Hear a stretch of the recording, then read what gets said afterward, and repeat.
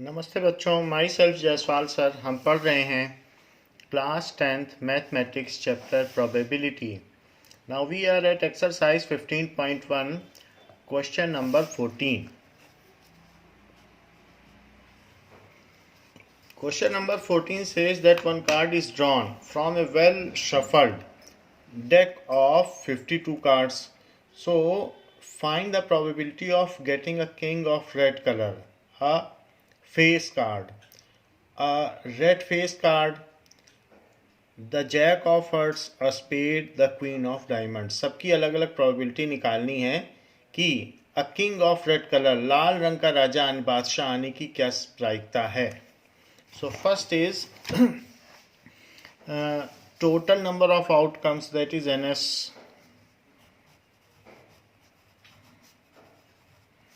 Total number of outcomes.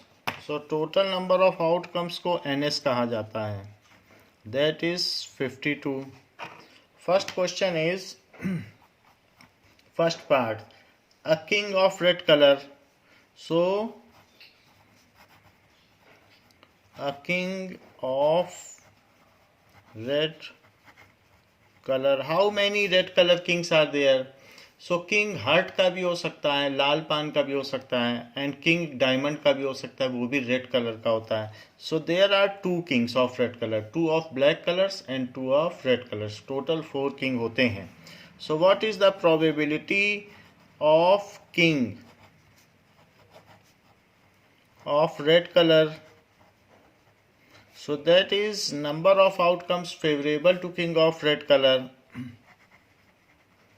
King of red color upon total number of outcomes.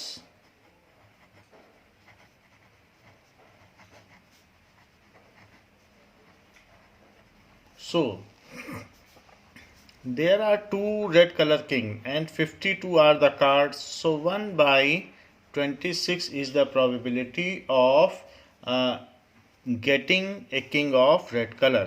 Second, a face card, कोई भी face card. So probability of a face card, it is number of outcomes favorable to face card upon total number of outcomes. There are 12 face cards, however 52 are the total cards. So 4 से इसको cut करो, 4 3 जा 12 और ये 13, 4 1 जा 4, 4 3 जा 12, तो इस तरीके से 3 by 13 हो जाएगा। Now a red face card, probability of red face card. So red face card upon total number of cards. So red face card, there are total 12 face cards, 12 होते हैं, उसमें से ब्लैक कितने होंगे और रेड कितने होंगे?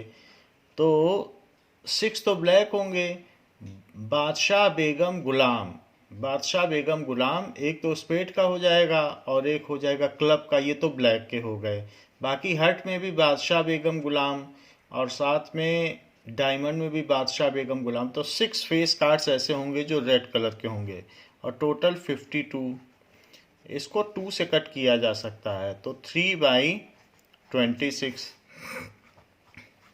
Now probability of getting jack of hearts. So jack of hearts, so number of jack of hearts upon total number of cards. So there are total 4 hearts. One is total, there are 4 jacks. One is jack of spade, jack of diamond, jack of club and jack of heart. तो jack of heart तो एक ही होगा, 4 गुलाम होते हैं, उसमें से लाल पान का तो एक ही गुलाम होता है, तो jack of hearts is only 1 by 52. Fifth one is a spade, तो नंबर ऑफ स्पेड, हुक्म के कितने पत्ते होते हैं, and number of total cards, total 13 are the cards of each suit. Spade के भी 13 है, डायमंड के भी 13 है, हार्ट के भी 13 है, क्लब के भी 13 है। तो इस तरीके से 1/4 प्रायिकता हो गई स्पेड के कार्ड के आने की। 6th, that is the queen of diamonds, probability queen of diamond, तो ईंट की बेगम आने के कितने चांस हैं, that is queen of diamond, and total number of sample points, there are 4 queens, one is of spade, one is of diamond, one is of heart, and one is of club. So queen of diamond is only one, so the chance is 1/52. Now 15th question, 5 cards, the 10, jack, queen, king, and ace of diamonds are well shuffled with their face downward. One card is then picked up with a random at random. What is the probability that it is a queen? तो 5 cards हैं, सब equally likely events हैं, सब एक जैसे ऊपर से दिखते हैं, तो क्वीन के आने की क्या प्रोबेबिलिटी है? If the queen is drawn and put aside, अगर क्वीन को रख दिया जाए एक किनारे पर, तो क्या प्रोबेबिलिटी है कि दूसरा कार्ड एस होगा, क्या प्रोबेबिलिटी है कि दूसरा कार्ड क्वीन होगा? सो 5 कार्ड्स कौन कौन से लिए गए हैं? 5 cards are drawn, that is 10, दहला है, 10 जैक, क्वीन, किंग, एंड ये सारी चीजें हैं, and ace of diamonds. So total number of outcomes क्या हैं? Total number of possible outcomes 5 हैं। So probability that the drawn card is queen, so it is number of queens कितनी है उसमें, और टोटल नंबर ऑफ कार्ड्स कितने हैं? Queen तो 1 है और टोटल 5 कार्ड्स हैं, तो 1/5 चांस है क्वीन के आने का। Now if queen is put aside,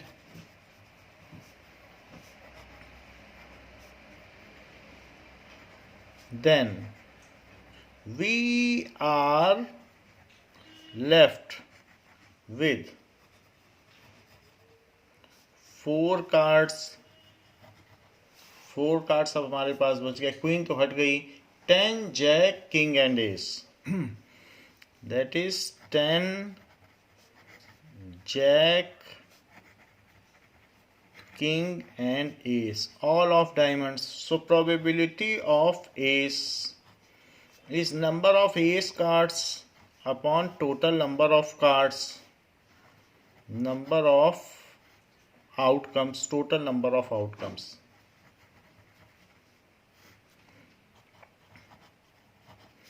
So 1 ace है जबकि 4 कार्ड्स हैं, तो 1/4 एस के आने की प्रोबेबिलिटी है। नाउ प्रोबेबिलिटी ऑफ क्वीन क्या होगी? Number of outcomes favourable to queen, while queen is put aside, अब दूसरी क्वीन तो निकल नहीं सकती है, and total number of outcomes,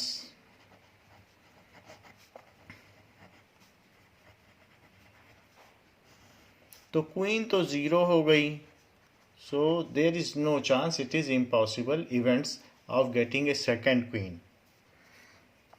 16th question, 12 defective pens are accidentally mixed with 132 good pens, तो 12 डिफेक्टिव को 132 से मिक्स कर दिया गया है। It is not possible to just look at the pen and tell whether it is good or defective. When pen is taken out at random from this lot, determine the probability that the pen taken out is a good pen. So number of good pens,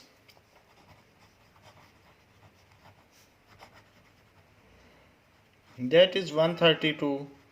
Number of defective pens, it is 12. Total number of pens,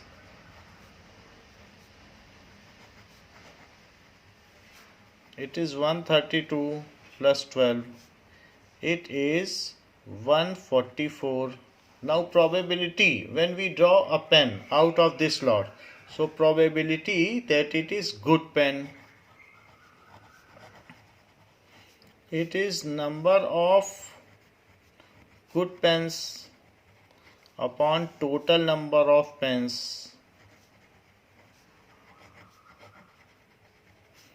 So 132 are good pens, however 144 are the total number of pens. ये 4 से cut जाएगा.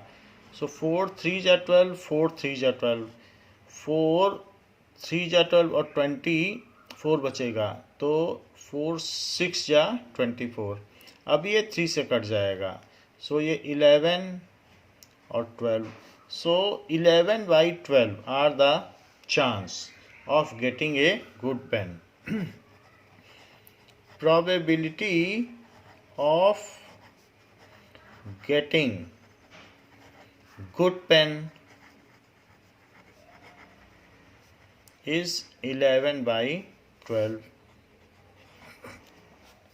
A lot of 20 bulbs contain 4 defective ones. तो 4 defective हो गए और बाकी जितने भी हो गए वो सारे good हो गए. One bulb is drawn at random from the lot. What is the probability that this bulb is defective? So number of defective bulbs,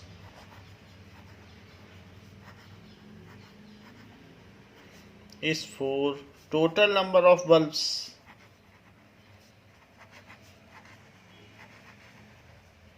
is 20.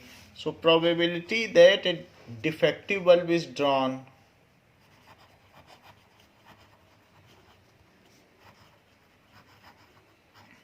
it is equals to the number of defective bulb upon total number of bulbs.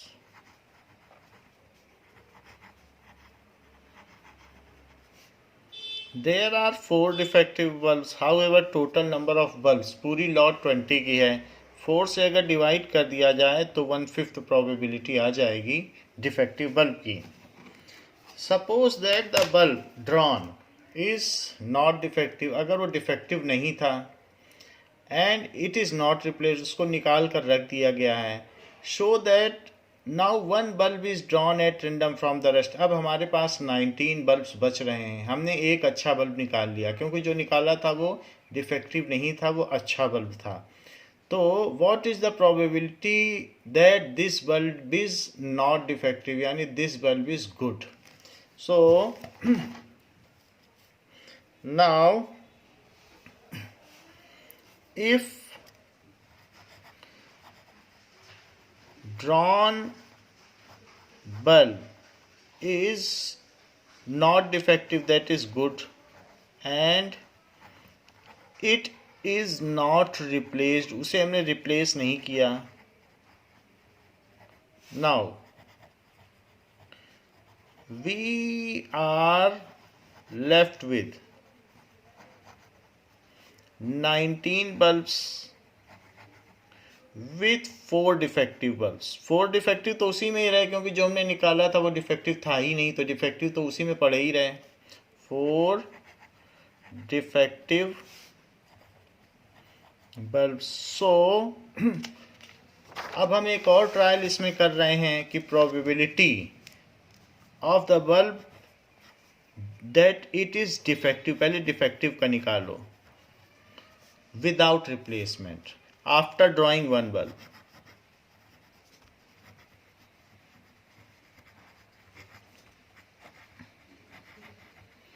तो it is number of defective bulb upon remaining number of bulbs.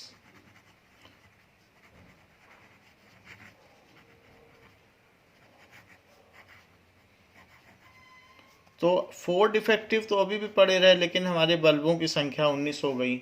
So it is probability of defective bulb, but वो हमसे पूछ रहा है कि probability of not defective bulb.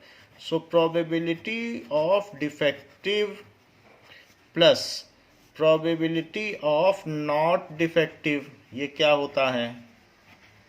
किसी भी case में इट इज़ 1, क्योंकि कम्प्लीमेंट्री इवेंट हैं, तो इसके चांस हैं 4/19। तो probability of not defective it is equals to 1. So probability of not defective,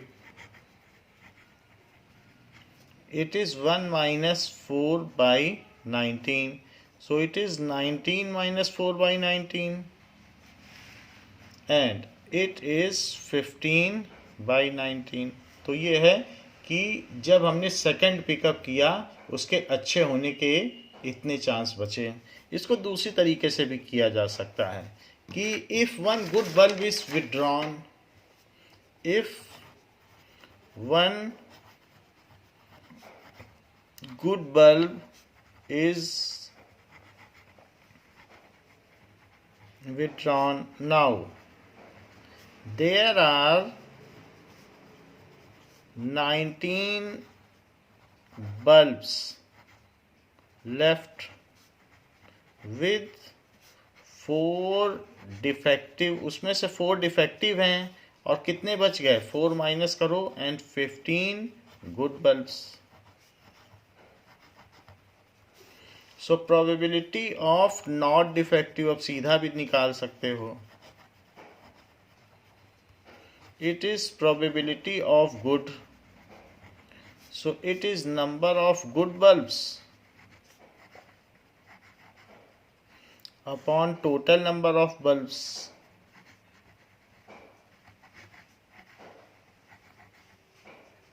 so good bulbs तो 15 है और टोटल नंबर 19 है। आप चाहें ऐसे कर लें।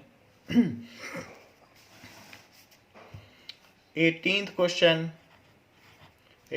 question says a box containing 90 discs which are numbered 1 to 90. If one disc is drawn at random from the box, find the probability that it is 2-digit number, a perfect square, a number divisible by 5. तो 90 disc हैं, उसमें 1 से 90 तक number है, तो 2 digit numbers का पहले set बना दो। 2 डिजिट नंबर होने की क्या प्रोबेबिलिटी है?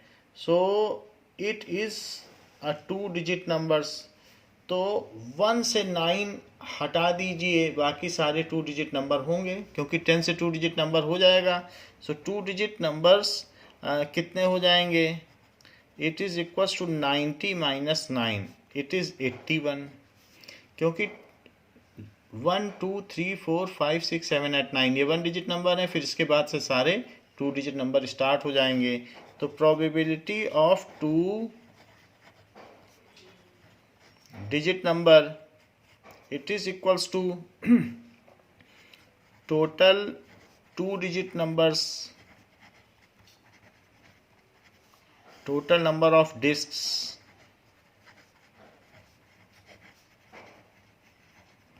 that is 81 by 90. 9 से कट जाएगा, 9 9 जा 81, so 9/10 are the chance that the number withdrawn is a 2 digit number. Second, क्या प्रोबेबिलिटी है कि ये परफेक्ट स्क्वायर नंबर है? अब perfect square number, so perfect square number कौन कौन से होते हैं? 1 भी परफेक्ट स्क्वायर है, 4, इसके अलावा 9 परफेक्ट स्क्वायर है, 3 3 जा 9, 4 4 जा 16, 5 5 जा 25, 6 6 जा 36, 7 7 जा 49, 8 8 जा 64, 9 9 जा 81, ये सारे परफेक्ट स्क्वायर नंबर हो गए।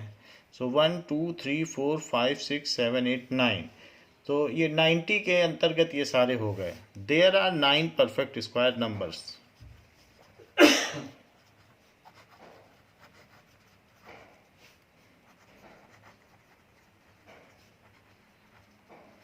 नाइन परफेक्ट स्क्वायर नंबर्स हो गए। So probability perfect square number, it is number of perfect square numbers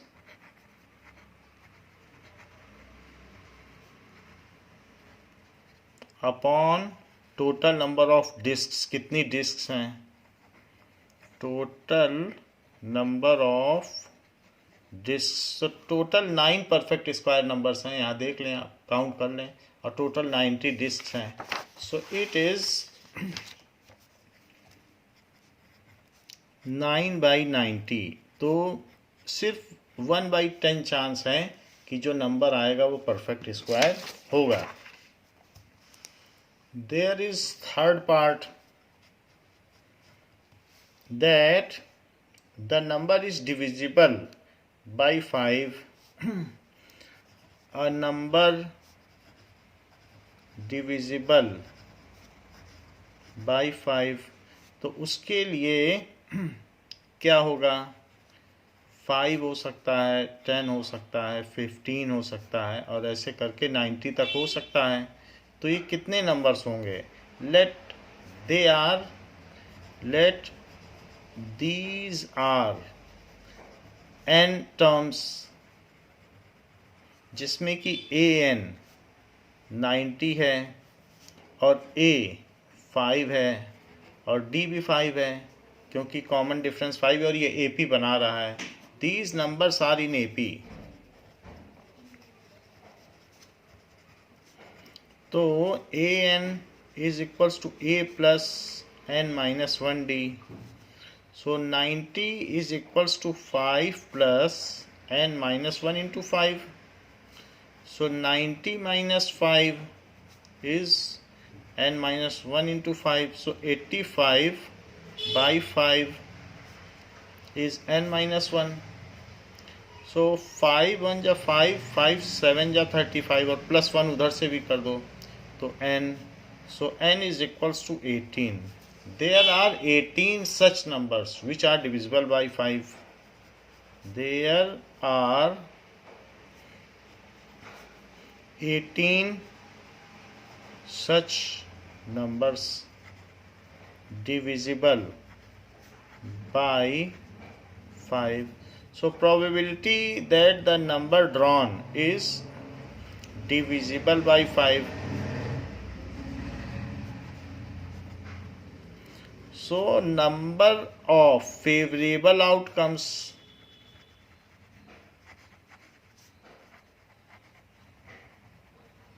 upon total number of outcomes।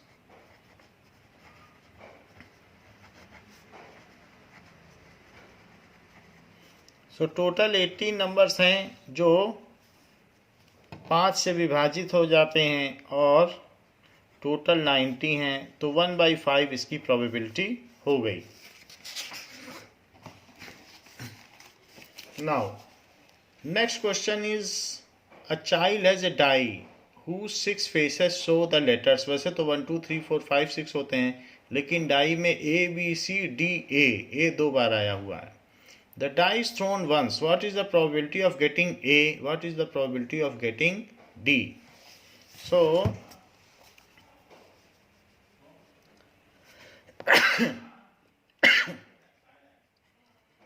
probability of getting A, number of outcomes favorable to A,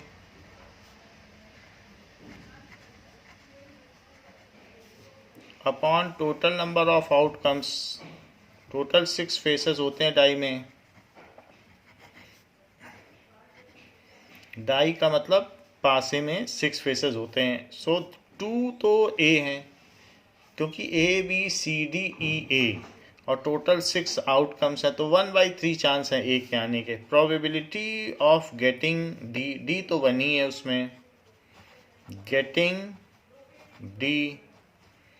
So number of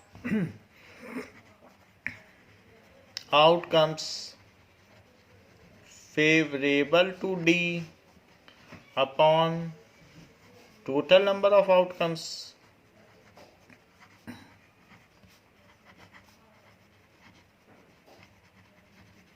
D तो 1 ही है, तो total 6 outcomes हैं, तो D के आने के 1/6 chance हैं और ए के आने के 1/3 चांस हैं। इसको आप कंक्लूड भी कर लें। 20th question,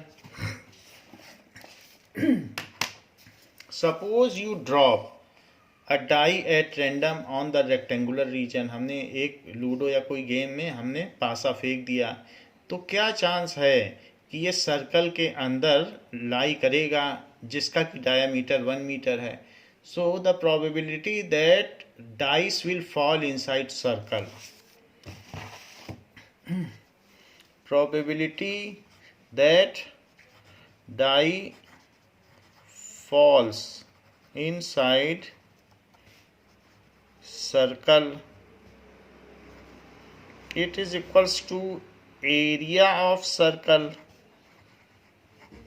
upon area of game। जो लूडो है या जो भी गेम है उसका कितना टोटल एरिया, उसमें से सर्कल का कितना एरिया है। डायामीटर तो 1 मीटर दिया है, सो डायामीटर अगर 1 मीटर है तो रेडियस कितना हो गया, d/2, इट इज़ 1/2 मीटर। तो ये तो d हो, रेडियस हो गया। अब हम सर्कल का रेडियस निकालें, जितना एरिया होगा उसके हिसाब से उसकी प्रोबेबिलिटी बनेगी, वो उसका वेटेज है area. So that is πr²। तो सर्कल का एरिया πr², और जो नीचे बाकी चीज़ें हैं वो तो रेक्टेंगल है, तो रेक्टेंगल में रेक्टेंगल का एरिया लेना पड़ेगा L इंटू बी। सो दैट इज प्रोबेबिलिटीज को आप 22/7 ले लें, वो ज़्यादा एग्जैक्ट माना जाता है, और 1/2 का स्क्वायर तो 3.14 उतना एग्जैक्ट नहीं होता। 22/7 6 डेसिमल प्लेसेस तक एग्जैक्ट है। और L इंटू बी, this is 3 metre, this is 2 metre, so 3 into 2, 22/7, 7 जो है नीचे चला आएगा, और 2 का स्क्वायर यानी 4 भी नीचे चला आएगा, और 3 इंटू 2 तो पहले से ही नीचे हैं। कुछ कैंसिल हो सके तो कैंसिल कर लें, 11, बाकी तो कुछ नहीं होगा। 11/12, 12 से 7 का मल्टीप्लाई कर दो तो 84 आ जाएगा। So 11/84 is the chance that the dice will fall inside circle। इसका आंसर चेक कर लेते हैं कि कितना आ रहा है। So it is π/24। आप पाई से भी कर सकते हैं, तो बुक में पाई से किया है तो हम पाई से भी कर सकते हैं। ये है वैसे तो probability that it will fall. यहाँ से आप फिर से कर लो, तो pi into 1/2 square into 3 into 2, that is pi, और डिवाइडेड बाई 4 तो नीचे आ जाएगा, और 3 इंटू 2, सो पाई अपॉन 4 3 12, तो 24। तो इतने चांस हैं। प्रोबेबिलिटी हैज़ नो यूनिट, इसकी कोई यूनिट नहीं होती है, क्योंकि ऊपर भी नंबर और नीचे भी number. Probability has no unit. ये चांस है, ये फ्रैक्शन में आता है। Now 21,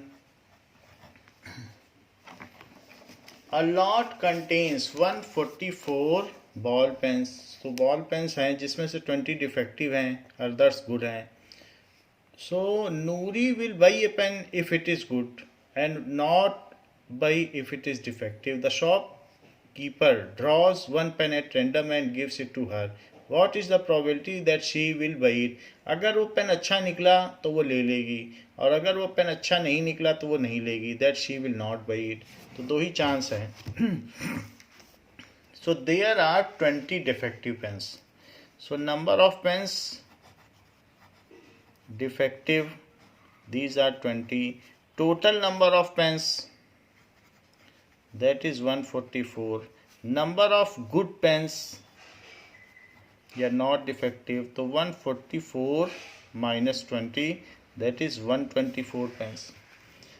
probability Noori will buy is same as probability that it is good pen. good होगा तो ले लेगी, तो number of good pens upon total number of pens, so there are 124 good pens. However 144 are the total number of pens. so अगर हम इसको 4 से करते हैं तो 4 3 जा 12, 4 3 जा 12, so it is 31 by 36. so this is the chance that Noori will buy.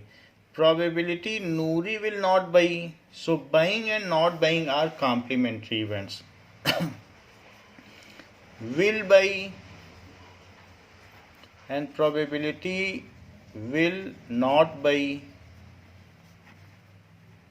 so will not buy, it is 1. so for buying there is 31 by 36 is the chance, and not buying it is, we have to calculate will not buy. so probability that Noori will not buy, it is 1 minus 31 by 36, which comes as 5 by 36 after taking LCM. so there is also a chance that Noori may not buy the pen. next question is that refer to example and complete the following table. तो इसको हमें देखकर complete करना है. सम of 2 dice is 2, तो 1 by 36 आता है. तो हमारे पास एक टेबल बना हुआ है, उससे हम पता कर सकते हैं. टोटल आउटकम 36 होते हैं, तो उसके बेसिस पर हमें ये पता करना है कि 2 डाइस हैं, दोनों अलग अलग कलर की हैं, तो उनका जो भी आउटकम होगा उसको हम रिकॉर्ड कर लेंगे कि उनका क्या क्या आउटकम्स हैं. मान लीजिए एक रेड है और एक ब्लू है, so there are 2 kinds of dice. तो इसको फर्स्ट मान ले, इसको सेकंड मान ले. तो 1 1 आ सकता है, 1 2 आ सकता है, 1 3 आ सकता है, 1 4 आ सकता है, 1 5 आ सकता है, 1 6 आ सकता है, 2 1 आ सकता है,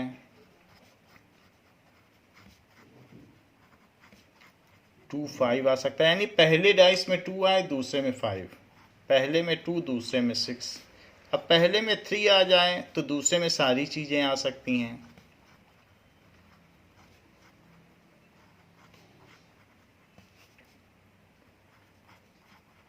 इसी तरीके से पहले में 4 आने पर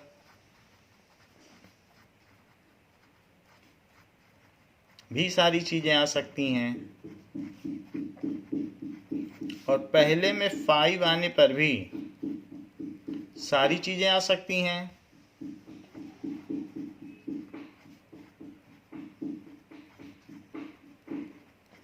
और पहले में 6 आने पर भी सारी चीज़ें आ सकती हैं.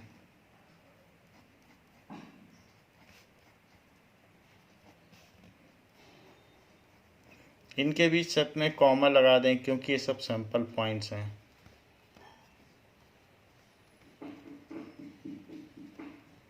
और उसके बाद इसको सैंपल स्पेस के तौर पर लिखते हैं.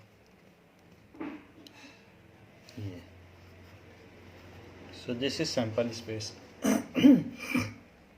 तो अब इसके बाद एक टेबल बनाते हैं जिसमें प्रोबेबिलिटी भी हम लिखेंगे कि किसी के आने के क्या चांस हैं. Now probability that sum on 2 dice is 2, sum on 2 dice. एक डाइस को डाई बोलते हैं, 2 में ये डाइस बोल रहे हैं, एक को डाई कहेंगे, ऐसा मुझे लगता है.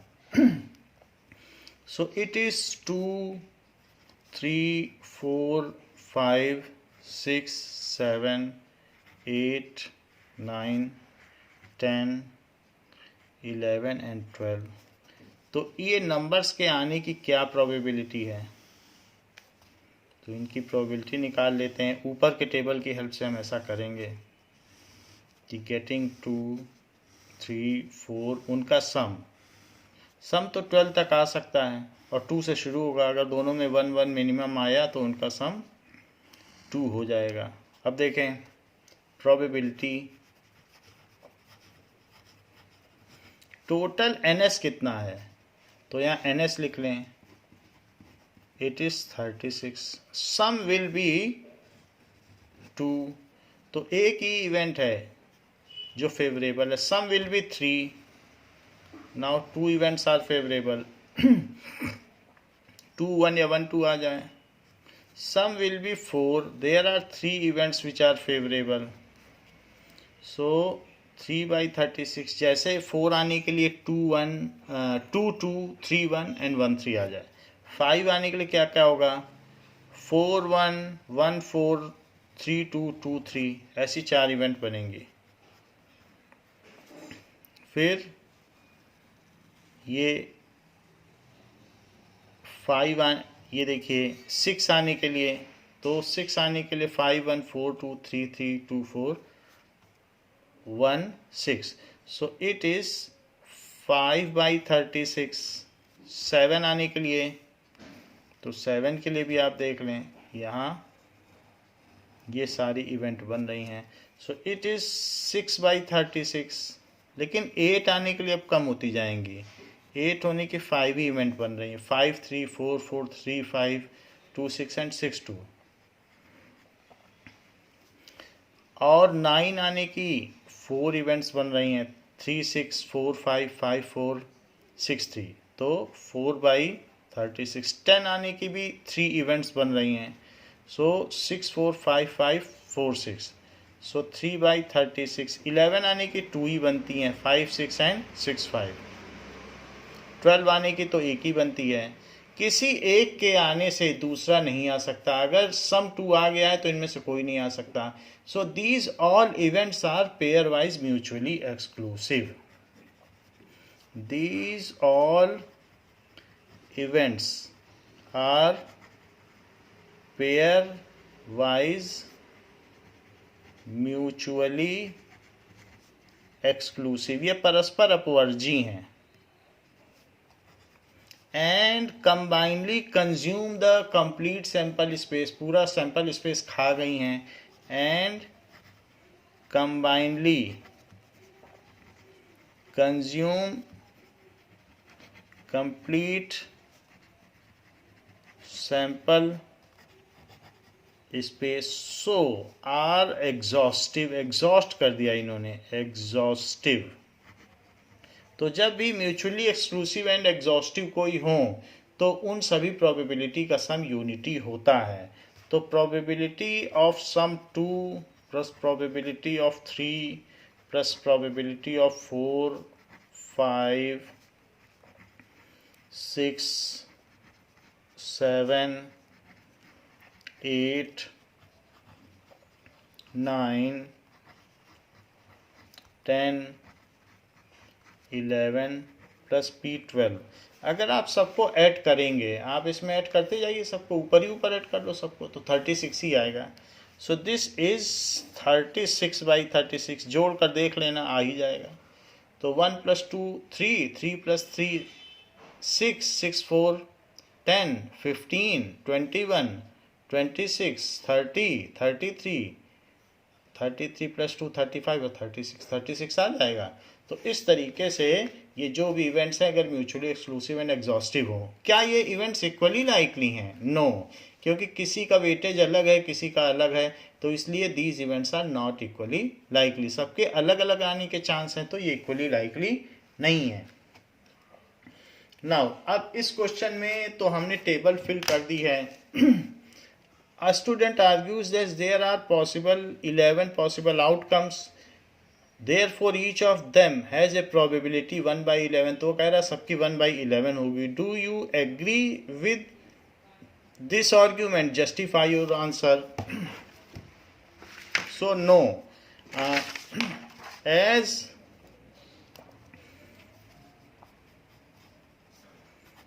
different events have different number of favorable outcomes.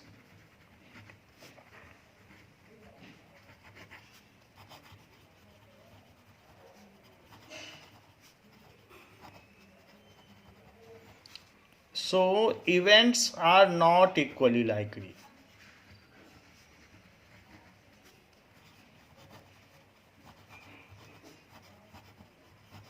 इसलिए इवेंट्स इक्वली लाइकली नहीं है, so their probability will be different. So इस वजह से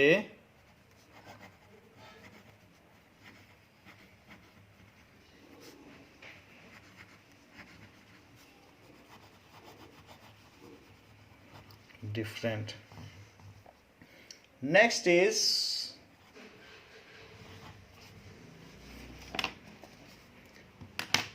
a game consists of tossing a 1 rupee coin 3 times and noting its outcome each time. Hanif wins if the toss give the same, all the toss give same result. अगर तीनों में एक ही चीज आएगी तो हनीफ जीतेगा, चाहे 3 heads या 3 tail आ जाए. And loses otherwise. Calculate the probability that Hanif will lose the game. क्या चांस है कि हनीफ हार जाएगा? तो जब 3 coins toss करेंगे तो उसका सबसे पहले सैंपल स्पेस बनाओ. So, if 3 distinct coins are tossed,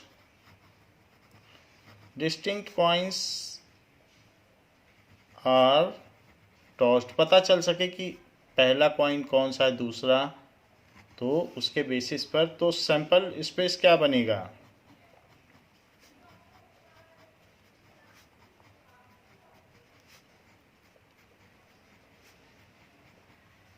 देखिए इसमें क्या हो सकता है, head head head head head tail, head tail tail, धीरे धीरे टेल बढ़ाते जाइए और फिर उसके बाद जब सारे टेल आ जाएं तो धीरे धीरे हेड बढ़ाते जाइए. टेल टेल हेड, फिर टेल हेड हेड, अब इसके बाद tail head tail and head tail head. हर एक कॉइन के 2 आउटकम्स हैं तो 2 इंटू 2 इंटू 2 टोटल 8 आउटकम्स हो गए. हनीफ के जीतने के चांस क्या हैं? 2. So there are chance of winning Hanif is 2/8. तो NS क्या है? 8. So what is the chance that Hanif will lose the game? So Hanif win के बारे में देख लो. So probability Hanif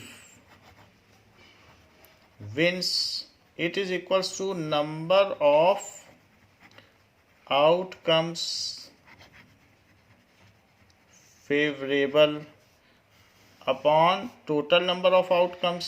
Total number of outcomes. So there are Hanif wins के क्या case हैं? That is H H H and T T T. So there are 2 cases when Hanif wins and there are 8 outcomes. So it is 1/4 is the chance that Hanif wins.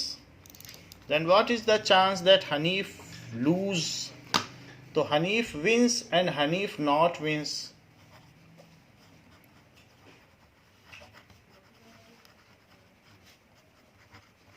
Hanif not wins भी लिख सकते हो या Hanif loose, एक ही बात है. ये complementary event है, इनका सम 1 है. तो हनीफ के जीतने के 1/4 चांस हैं. सो हनीफ के लूज करने के क्या चांस हुए?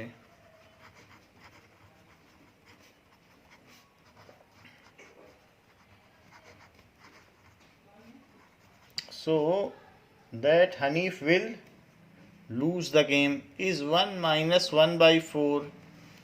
It is 3/4. Is the chance that Hanif will lose the game. Now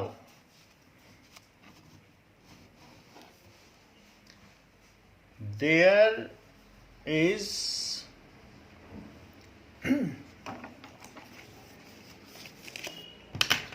24th question. A dice thrown twice. What is the probability that 5 will not come up either times and 5 will come up at least once? तो ऐसा पूछा जा रहा है, 2 बार dice फेंकी गई हैं तो 5 एक बार भी ना आए और 5 कम से कम एक बार आए, उसके क्या प्रोबेबिलिटी है।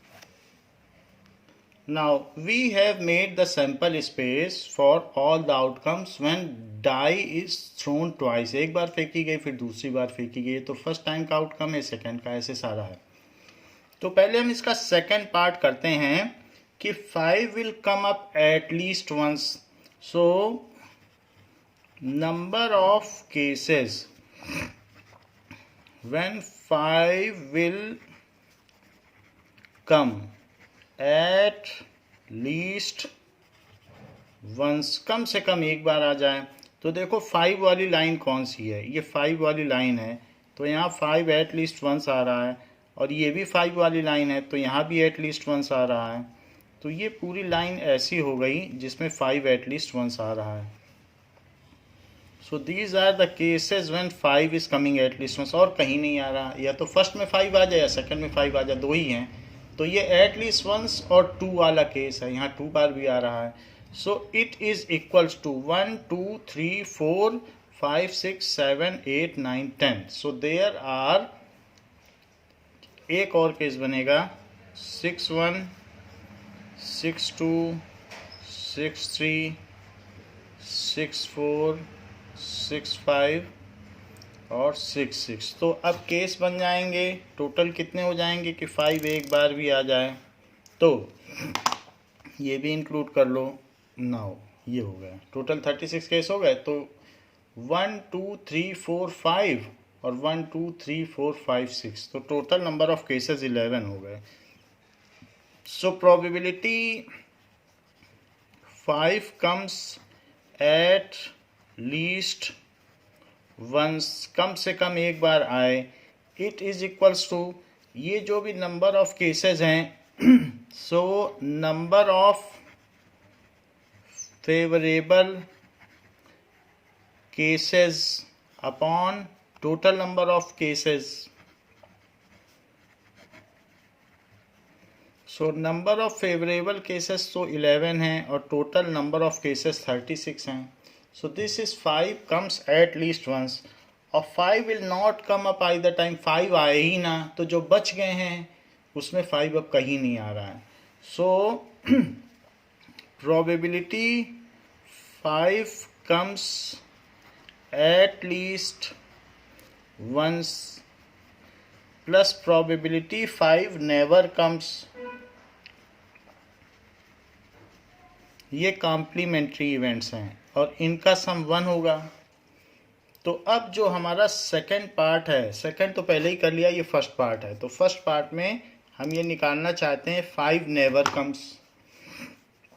So it is 11/36 plus probability 5 never appears, it is equals to 1। So 5 never appears, it is 1 minus 11/36, it is 36 minus 11/36, that is 25/36। Otherwise आप सेपरेटली भी काउंट कर सकते हैं कि 5 नेवर अपीयर्स के 25 केसेस हैं और टोटल 36 केसेस हैं, तो 25/36 वैसे भी किया जा सकता है। Now next question is 25th. Which of the following argument are correct and which are not correct? Give reasons for your answer. If two coins are tossed simultaneously, then there are 3 possible outcomes: 2 heads, 2 tails and 1 each. So therefore for each of these outcomes the probability is 1/3. So first question में कहा जा रहा है कि अगर 2 coins फेंके जाते हैं तो उनका जो सैंपल स्पेस बनेगा उसमें हेड हेड आ सकता है, हेड टेल आ सकता है, टेल हेड आ सकता है और टेल टेल। तो वो कह रहा है 2 हेड या 2 टेल और 1 हेड 1 टेल आने की सबकी 1/3 प्रोबेबिलिटी होगी। तो ये गलत बात है, क्योंकि number of favourable outcomes for 1 head and 1 tail is 2। So number of favorable outcomes for one head and one tail is 2, while number of favorable outcomes for 2 head is 1 and number of favorable outcomes for 2 tail is 1। जब सबके different favourable outcomes हैं और NS की value कितनी है 4, तो इसके आने के 2/4 चांस होंगे, इसके 1/4, इसके 1/4। तो इसलिए as number of favourable outcomes are different for different cases, so these are not equally likely events, hence their probability will be different। as number of favorable outcomes for different events are different, so events are not equally likely, so their probabilities will be different, इसलिए उनकी probability अलग होगी, and not 1/3। If a die is thrown, then there are 2 possible outcomes, या तो odd number आ जाए या even number, therefore the probability of getting an odd number is 1/2। so अगर die throw की जाती है तो सैंपल स्पेस 1 2 3 4 5 6 बनता है और ऑड नंबर के आने के कितने चांस हैं, सो दैट इज 3 5 1, और इवन नंबर आने के कितने चांस हैं,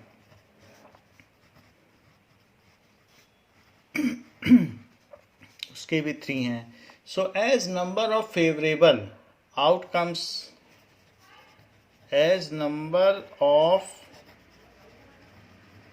favorable outcomes for both are equal,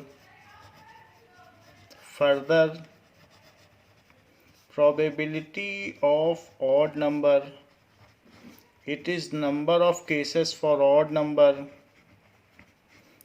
upon NS is equals to 3/6 is 1/2, and probability of even number of cases favorable to even number upon total sample points in sample space, so the given statement is correct।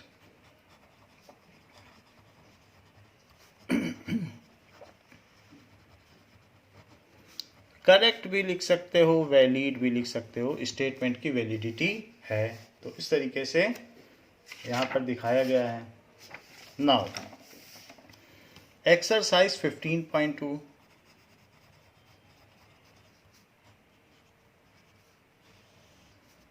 First question, 2 customers Shyam and Ekta are visiting a particular shop in the same week, each is equally likely to visit the shop on any day as on another day। Same day भी कर सकती हैं या अलग अलग दिन भी कर सकती हैं। What is the probability that both will visit the shop on same day, the consecutive days, the different days। तो एक जाए और अगले दिन दूसरा चला जाए, और एक है कि डिफरेंट डेज, अलग अलग दिन जाए, एक ही दिन ना जाए। डिफरेंट डेज का मतलब एक दिन ना जाए, उसके अलावा सारा। सो visiting in the shop in the same week Tuesday to Saturday, तो यहाँ पर वो दिया गया है कि Tuesday to Saturday तक शॉप खुली रहती है। Now there are 2 customers Shyam and Ekta, so this is Shyam and this is Ekta. Shyam को हम फर्स्ट मान लेते हैं, एकता को सेकंड। तो शॉप जो है संडे मंडे बंद है, Sunday and Monday it is close, Tuesday to Saturday खुलती है, opens, and Sunday and Monday closed, ऐसा है। तो अब जरा देखें कि श्याम विजिट करेगा और एकता भी उस शॉप में विजिट करेगी, तो 5 डेज हैं, 5 डेज में ये लोग कब कब विजिट कर सकते हैं।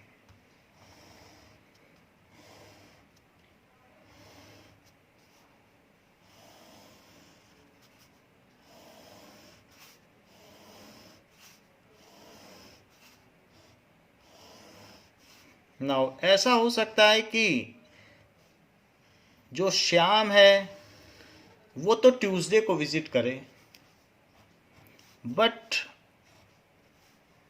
एकता ट्यूसडे को भी विजिट कर सकती है, और शाम के ट्यूसडे को विजिट करने पर एकता वेडनेसडे को भी कर सकती है, ट्यूसडे को विजिट करने पर ये थर्सडे को भी कर सकती है, और एकता फ्राइडे को भी कर सकती है, और इसके ट्यूसडे विजिट करने पर इसके सैटरडे विजिट करने के भी चांस हैं। ऐसा भी हो सकता है कि श्याम ट्यूसडे ना करके अब वेडनेसडे करे, तो भी एकता के ऑल चांसेस बनते हैं, ट्यूसडे वेडनेसडे, और ये तो वेडनेसडे को विजिट कर ही रहा है, Tuesday Wednesday Thursday Friday and Saturday. ये भी हो सकता है श्याम अब वेडनेसडे की जगह ट्यूसडे वेडनेसडे थर्सडे विजिट करे, तो भी एकता के 5 चांस हैं। हो सकता है वो ट्यूसडे करे, वेडनेसडे करे, या थर्सडे कर ले, या फ्राइडे कर ले, या सैटरडे कर ले। श्याम अगर फ्राइडे को विजिट करता है तो भी एकता के 5 चांस बनते हैं, वो किसी भी दिन करने के लिए स्वतंत्र है।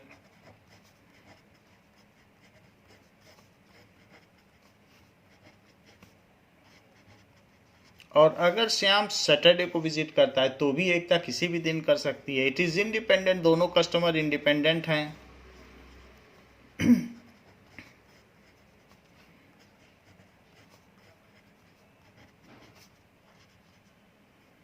सो ऐसा हो सकता है। क्या चांस है कि दोनों एक ही दिन विजिट करें, तो ऐसे चांस यहाँ बन रहे हैं कि दोनों एक ही दिन विजिट करें। ये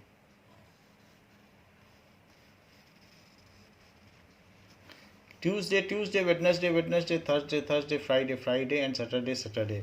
So total number of cases is 25. Number of cases when both visit on same day.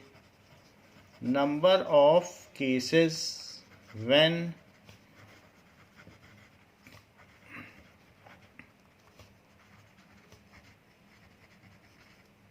same day, it is equals to 5. So probability visit on same day, it is number of favorable outcome upon total number of outcomes.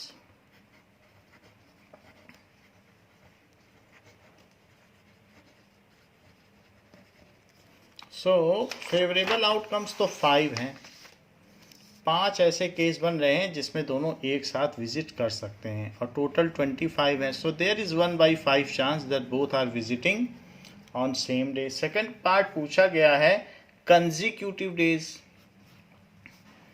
So consecutive days में कौन कौन सा आएगा? Tuesday Wednesday, एक तो ये consecutive days है, और इसके बाद अब और कोई यहाँ नहीं आ सकता है।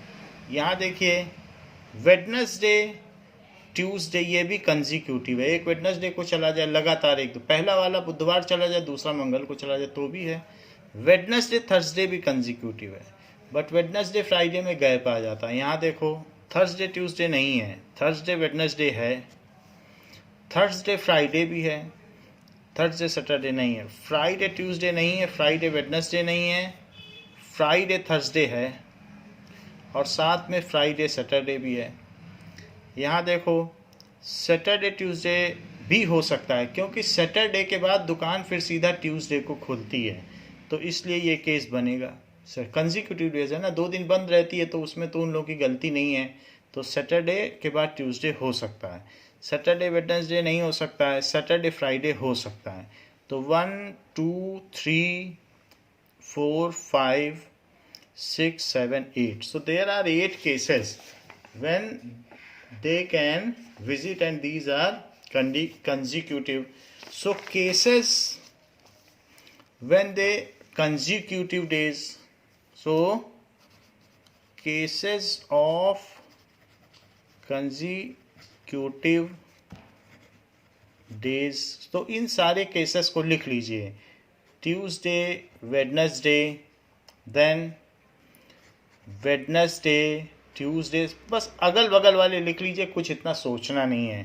फिर वेडनेसडे ट्यूसडे को अलट पलट के लिख लिया, इसके बाद सैटरडे के बाद ट्यूसडे आ जाएगा, और फिर आ जाएगा वेडनेसडे है तो वेडनेसडे के बाद थर्सडे आ जाएगा, और थर्सडे के बाद वेडनेसडे आ जाएगा। इसी तरीके से थर्सडे के बाद फ्राइडे आ जाएगा, और फ्राइडे के बाद थर्सडे, यानी बाद में नहीं आता है लेकिन पहला फ्राइडे को जा रहा है तो दूसरा थर्सडे। 1 2 3 4 5 6 7, और एक कोई और भी आ जाएगा जो कि ट्यूसडे वेडनेसडे, वेडनेसडे ट्यूसडे, एक है Saturday Friday, Friday Saturday and Saturday Friday. 5 6 7 8 now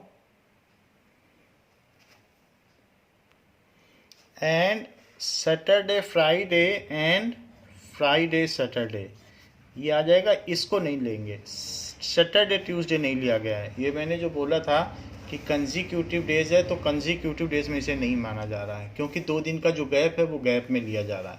so consecutive का मतलब लगातार ही माना जा रहा है। So the number of cases of consecutive days कितने हो गए? 1 2 3 4 5 6 7 8। So these are 8 cases. So probability visit on consecutive days. So number of favorable outcomes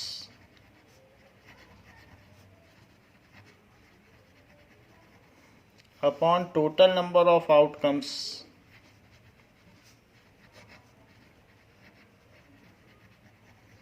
so total 8 cases हो गए, और जबकि उसमें कितने केस टोटल 25 हुए और 8 फेवरेबल हैं, तो ये इसका आंसर हो गया। That on different days not on same day. तो जो थर्ड केस है वो कॉम्प्लीमेंट्री इवेंट का बन रहा है, उसमें कह रहा है कि not on same day. So probability visit on same day plus probability not on same day भी लिख सकते हो, या डिफरेंट डे, दोनों अपोजिट, अगर अपोजिट है एक दूसरे के तो कॉम्प्लीमेंट्री बन जाएगी। It is equal to 1। इसके होने के 5/25 चांस थे, तो आप 1/5 ही लिख दो क्योंकि हमने सिंप्लीफाई किया था। It is 1/5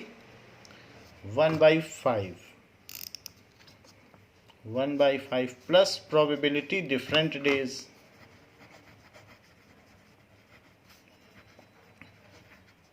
it is equals to 1। तो प्रोबेबिलिटी डिफरेंट डेज,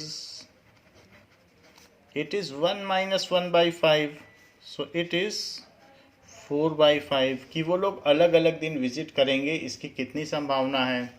तो इसकी संभावना बनती है 4/5 because these are complementary events.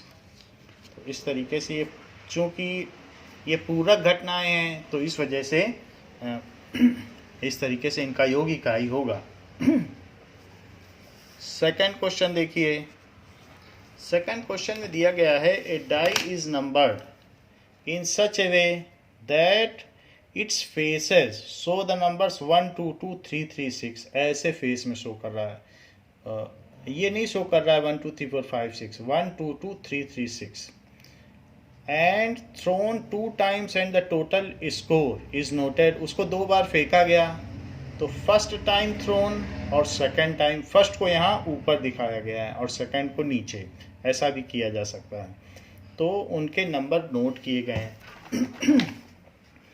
तो अब ऐसा हम भी कर लेते हैं, इस टेबल को कंप्लीट कर लेते हैं, पूरी नहीं बनी है। So number on first time on second throw. तो चूंकि 6 फेस की डाई है तो आपको इसमें 1 2 3 4 5 6 और यहाँ भी 6 बना लीजिए, 1 2 3 4 5 6 और उनका सम यहाँ नोट करते जाइए। तो उस पर क्या क्या नंबर हैं, जैसे 1 2 2 आ सकता है, तो 1 2 2 3 3 6 कुछ भी आ सकता है। और यहाँ पर भी 1 2 2 3 3 6 ऐसे यहाँ पर भी आ सकता है। इसको ऊपर लिख लेते हैं।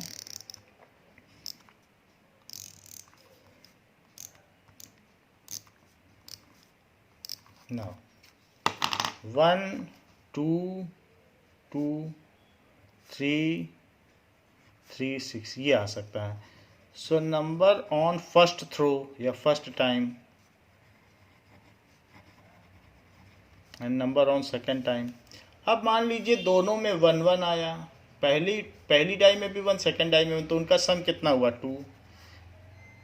फर्स्ट में 2, सेकेंड में 1 तो 3, फर्स्ट में 2, सेकेंड में 1 तो 3, फर्स्ट में 3, सेकेंड में 1 4, 3 1 आया तो सम हुआ 4। ये सम लिख रहा हूँ।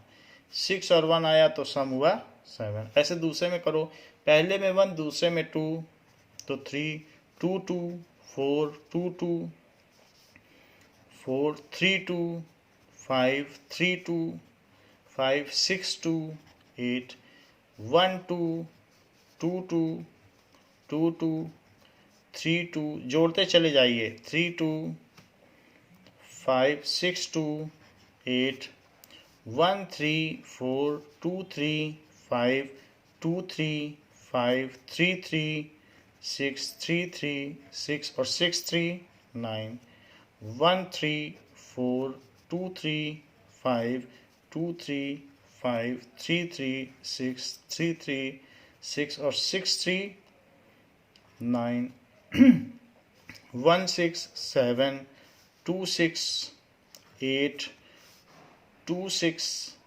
8 3 6 9 3 6 9 एंड 6 6 12। अभी आप देख लो ये सेम नंबर्स हैं, तो अगर ये वाली लाइन मैं पकड़ूं, ये वाली लाइन, तो ये मिरर इमेज बन रही है। अगर मान लो आप ये वाली लाइन पकड़ो, ये 20 का, तो 9 9 और यहाँ पर बिल्कुल उसी तरह से बन रहा है। ये वाली लाइन आप पकड़ लें तो 5 5 4 4 बिल्कुल सिमिट्री वैसी बन रही है। 4 5 4 5 4 7 5 5 5 5 6 8 5 6 5 6। ये वाली लाइन के इधर उधर वाली चीज़ें मिरर इमेज हैं। खैर जो भी हो, what is the probability that total score is even. So probability even number आ जाए तो ऐसे कितने चांस हैं कि जिसमें इवन नंबर आए। So number of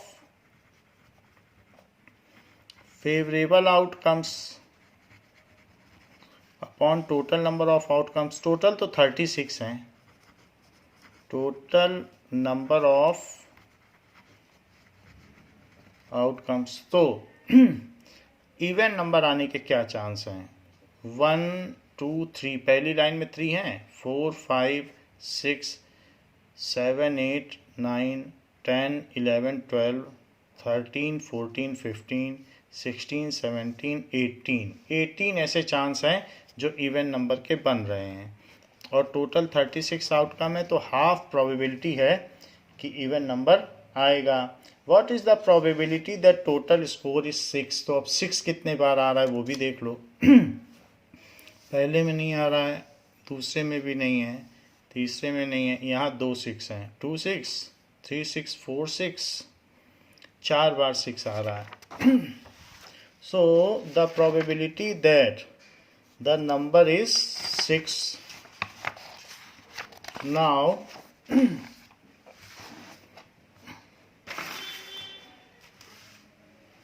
for that probability that sum is 6, so number of favorable outcomes upon total number of outcomes as 6 has appeared 4 times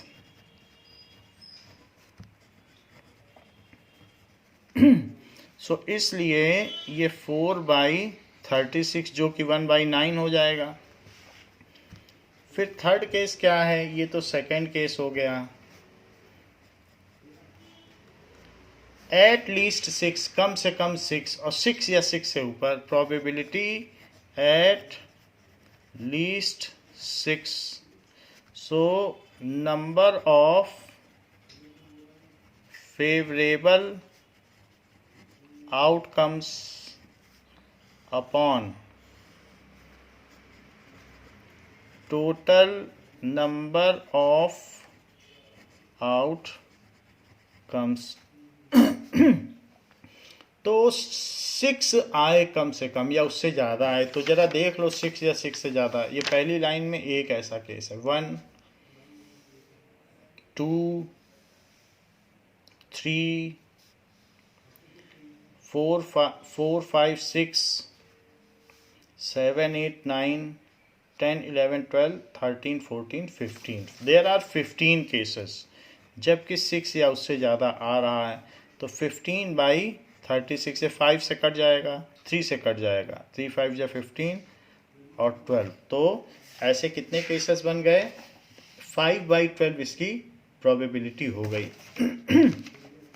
so there are 15 cases when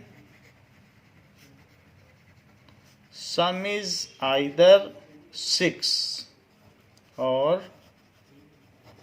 greater than 6।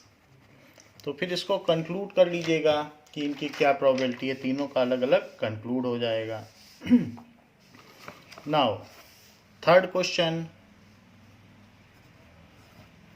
A bag contains 5 red balls and some are blue balls। एक bag में 5 red balls हैं और कुछ blue balls हैं। If the probability of drawing a blue ball is double that of red ball, determine the number of blue balls in the bag। So number of red balls कितनी हैं, 5।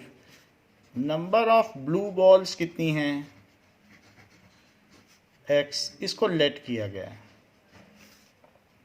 तो total number of balls कितनी हो गई,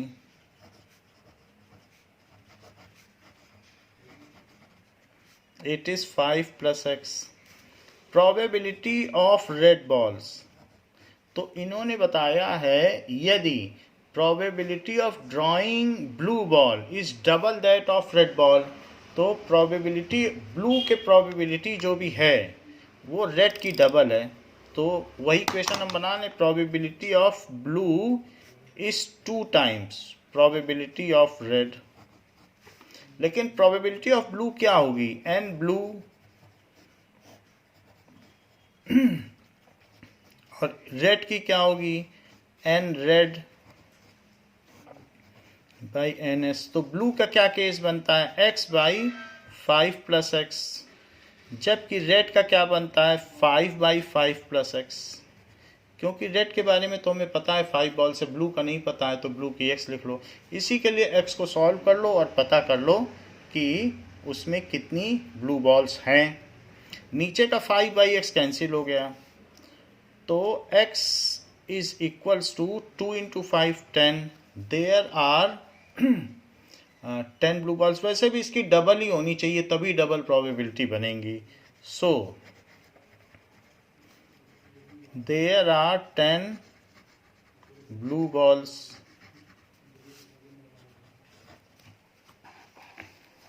fourth question का है, a box contain 12 balls out of which X are black. If one ball is drawn at random from the box, what is the probability that it will be a black ball?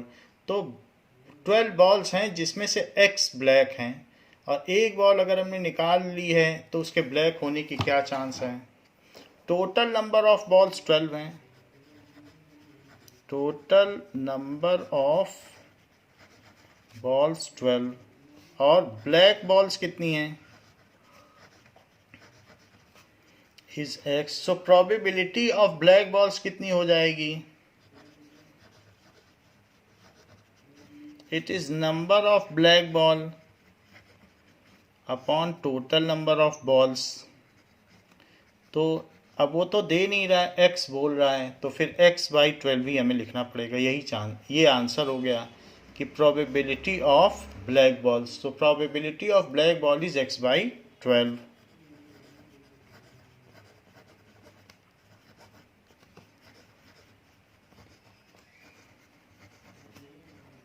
Is X/12. अगर उस box में कहा गया है 6 more black balls डाल दी जाती हैं, if 6 more black balls are put in the box, the probability of drawing a black ball is now double of before find X.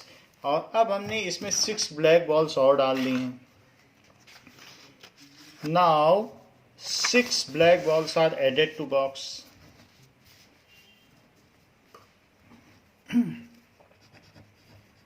ये सेकेंड पार्ट है, ये फर्स्ट पार्ट था.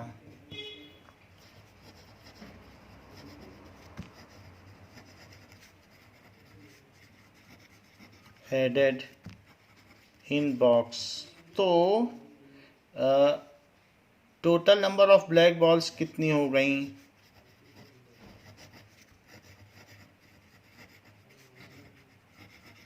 Balls. So it is X plus हमने 6 और डाल दी. और now total number of balls कितनी हो गई? पहले तो 12 थी और 6 हमने और ऐड कर दी तो 18 हो गई. सो जो अब नई प्रोबेबिलिटी, अगर ज़्यादा ब्लैक डाल दोगे तो ब्लैक के आने के चांस ज़्यादा हो जाएंगे. तो ये जो ब्लैक के आने के चांस हैं वो पहले के दुगने हो गए हैं. So probability of getting black after addition, तो जो एडिशन के बाद ब्लैक के आने की प्रोबेबिलिटी है वो दुगनी है of probability of black before adding.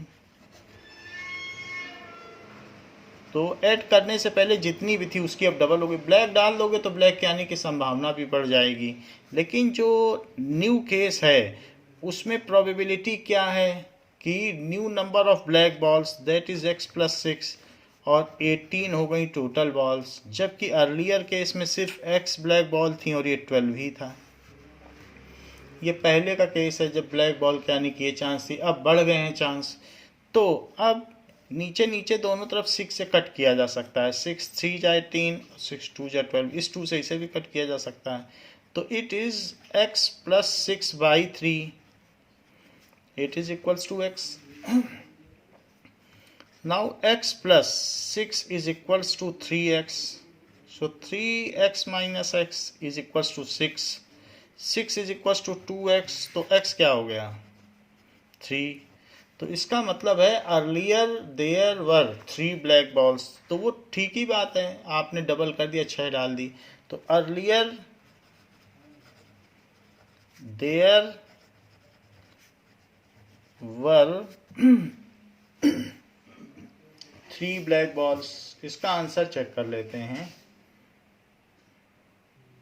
So 3 black balls.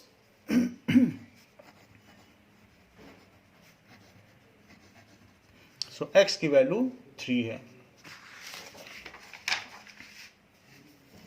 Now next question is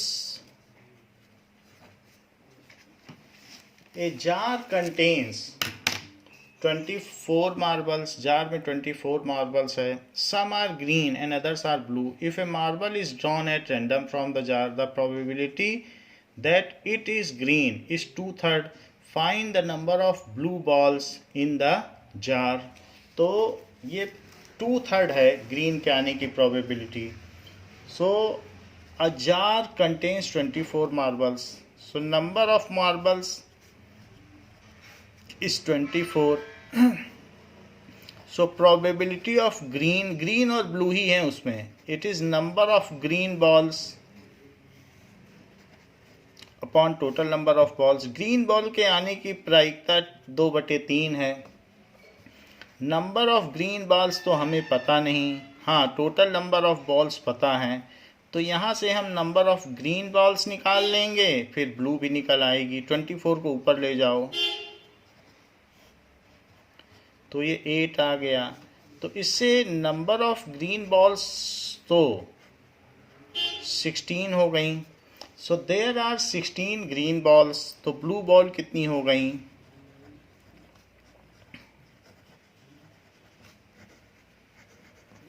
and 24 minus 16 that is 8. जो रिमेनिंग है वो ब्लू ही है, ब्लू बॉल्स. तो इस तरीके से हमसे पूछा जा रहा है कि उस जार में कितनी ब्लू बॉल्स हैं. So there are 8 blue balls. तो इस तरह से ये चैप्टर प्रोबेबिलिटी ओवर होता है. इस क्लास के लिए इतना ही. थैंक यू बच्चों.